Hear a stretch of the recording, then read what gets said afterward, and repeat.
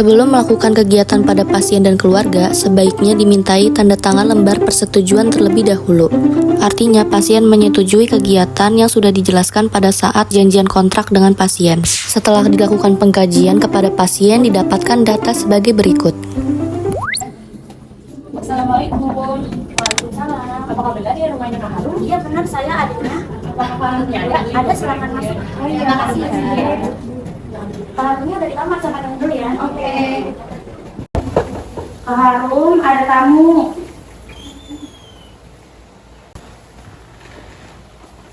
Dengan Kak Harum ya? Iya. Kak Harum, perkenalkan kami dari mahasiswa Poltekkes Jakarta 3. Saya Elsa dan teman saya. Saya Gina, saya Lisa. Sesuai dengan janji yang kemarin ya Kak, kami di sini datang untuk memberikan edukasi kepada kakak dan keluarga mengenai infeksi saluran kemih yang merupakan sebelumnya penyakit dari.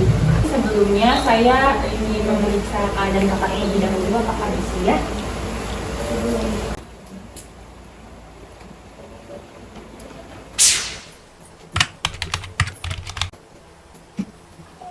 Tekanan darahnya 120/80 normal ya Kak? Jadi kira-kira kakak sama keluarga ini tahu nggak sih Kak apa itu ISK? Benar. Jadi bisa lihat di sini ya. Jadi infeksi saluran kemih ini terjadi ketika mikroorganisme terutama bakteri masuk dan berkembang biak di dalam saluran kemih kakak, terutama melalui uretra. Uretra ini saluran yang menghubungkan ke kandung kemih kakak. Kalau misalnya ditangani nih, itu bakal jadi penyakit yang lebih serius lagi buat kedepannya. Nah, terus di sini juga ada beberapa jenis-jenis infeksi saluran kemih. Yang pertama di sini ada yang namanya sistitis. Sistitis ini infeksi kandung kemih yang umumnya ditandai dengan peradangan pada kandung kemih kakak. Yang kedua ini ada yang namanya pyelonefritis, infeksi ginjal yang disebabkan oleh bakteri dari kandung kemih yang naik ke ginjal. Terus juga di sini ada yang namanya uretritis, peradangan uretra biasanya akibat infeksi. Terus kira-kira kakak tahu nggak sih apa aja penyebab dari infeksi saluran kemih? Nah, jadi di sini ada penyebabnya ya Kak. Infeksi saluran kemih ini sering disebabkan oleh bakteri yang biasanya hidup di saluran pencernaan kakak sendiri. Bakteri yang itu namanya E. coli. Nah, bakteri ini masuk ke saluran kandung kemih kakak dan dapat menyebabkan sistitis dan infeksi ginjal. Terus di sini kakak udah tahu belum gejala-gejala dan tanda-tanda gejalanya? Nah, di sini kalau misalnya untuk wanita ya Kak ya, kalau misalnya pada wanita ini biasanya sering buang air kecil kayak kakak kan ya, sering buang air kecil tapi sedikit-sedikit. Terus juga ada yang nyeri di bagian bawah perut dan panggul bisa jadi juga. Terus urinnya berbau tajam, terus volume urinnya sedikit, mudah lelah, demam. Terus juga bisa disertai mual, muntah. Kadang-kadang juga ada yang urinnya berdarah juga Kak. Terus gimana sih nih cara mengatasi infeksi saluran kemih? Caranya itu di sini bisa ada dengan antibiotik atau pereda nyerinya. Terus ada juga memperbanyak asupan air putih. Jadi harus dipenuhi takaran airnya itu. Terus di sini juga tidak menahan kencing. Jadi jangan nahan kencing aja nanti nunggu di sana atau gimana gitu, jangan. Terus di sini juga ada menjaga kebersihan area intim dan menghindari pakaian dalam yang ketat. Jadi pakaian dalam juga harus diperhatiin bahannya gimana, keketatannya gimana juga. Kira-kira ada yang mau ditanya nggak? Karena kakak udah paham, sekarang giliran saya yang nanya kakak ya. Menurut kakak itu ISK apa sih Kak? ISK itu adalah penyakit saluran kemih. Terus jalannya itu kayak kencingnya dikit-dikit, terus abis itu agak sedikit perih, terus ada berbau gitu. Kakaknya udah paham berarti ya Kak? Baik, selanjutnya akan dilanjutkan oleh teman saya ya Kak tentang perawatan vagina. Nah, tadi kan kakak udah dijelasin nih apa itu ISK. Di sini aku mau nambahin dikit. cara merawat vagina. Nah, yang pertama ini kakak bisa basuh misfi dengan air bersih. Caranya itu dari arah depan ke belakang. Jadi dari arah misfi ke anus. Itu biasanya dilakukan setelah buang air besar atau setelah cebok ya kak. Selanjutnya ini jangan menggesek misfi saat mengeringkannya. Jadi tepuk-tepuk aja dengan handuk kering atau tisu, tapi pelan-pelan aja ditepuk-tepuk sampai kering dan bersih. Terus selanjutnya itu hindari produk yang berpotensi menyebabkan iritasi di daerah misfinya nih, seperti kayak bedak, parfum, deodoran, terus kayak sabun-sabun kewanitaan. Terus selanjutnya itu rajin mengganti celana dalam 3-4 kali sehari, atau saat misfi itu sudah dirasa terlalu lembab nih, itu langsung ganti celana dalamnya. Terus celana dalam, carinya celana dalam yang berbahan katun. Jadi kenapa carinya celana dalam yang berbahan katun? Karena dia itu lebih mudah menyerap keringat.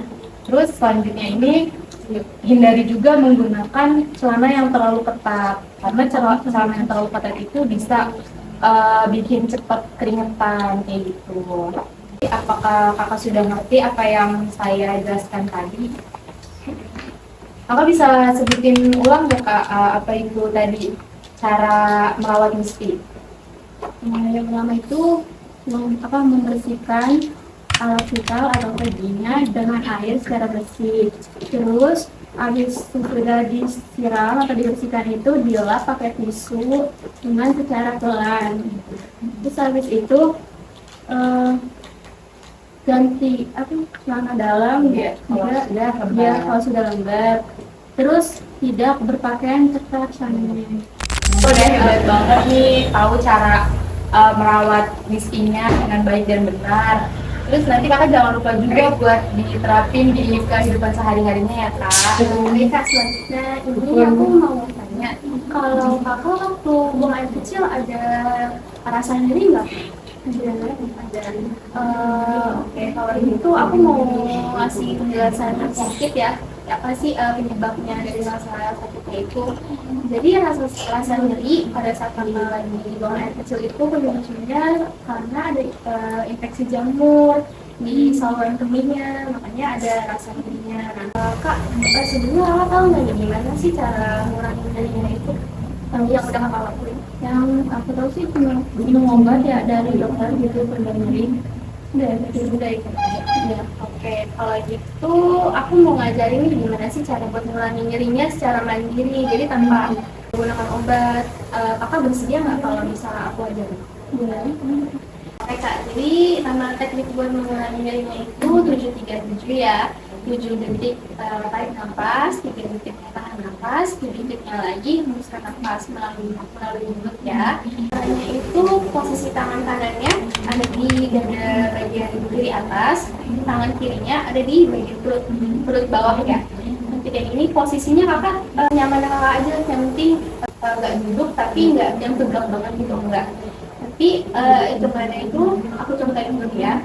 Tarik nafas 1, 2, 3, 4, 5, 6, 7. Tahan nafas 1, 2, 3. Hembuskan nafasnya pelan-pelan ya. 1, 2, 3, 4, 5, 6, 7. Bisa dipahami kak? Oke.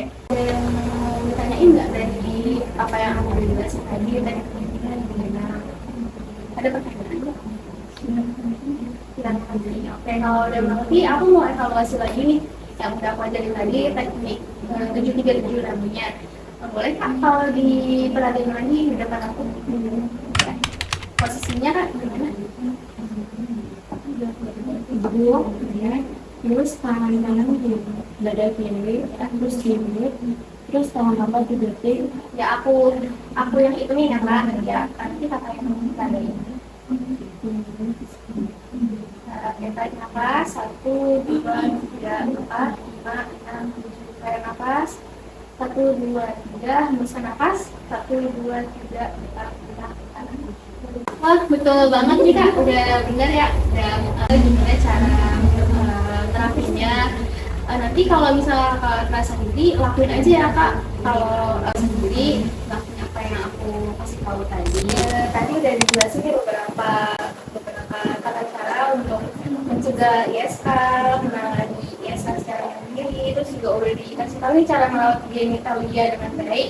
Terus tadi aku juga udah kasih tahu gimana sih cara untuk mengurangi nyeri pada saat berkepik ya dengan cara teknik 737. Saya harap apa yang udah dijelasin bermanfaat ya untuk kalian juga.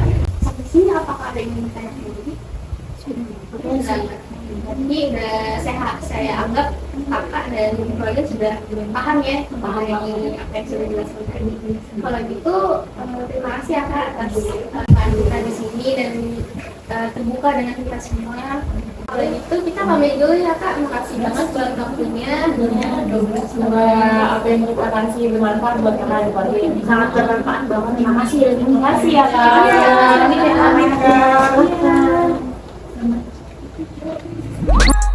Hands up high, we gonna touch the sky. It's a full-blown party, no time to be coy. We like to enjoy, bring the noise, let's destroy. Lift your voice, let it rise, let your words collide. In a world so divided, let's find a common stride. Rhythms of positivity, rhymes of empathy.